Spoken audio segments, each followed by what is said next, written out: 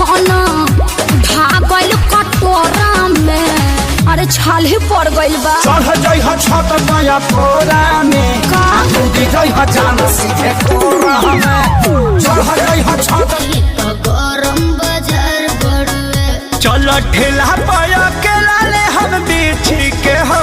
चल ठेला पाया के लाले हम बीछी के हो।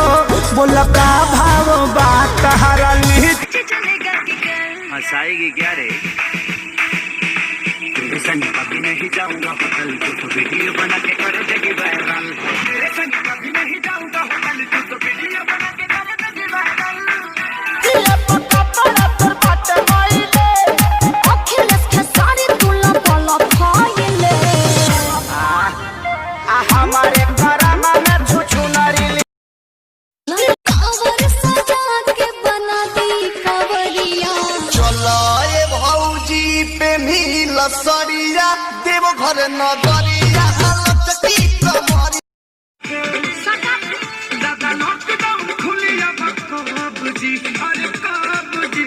अरे कब जी? अरे कबो ना जी। हमर मौके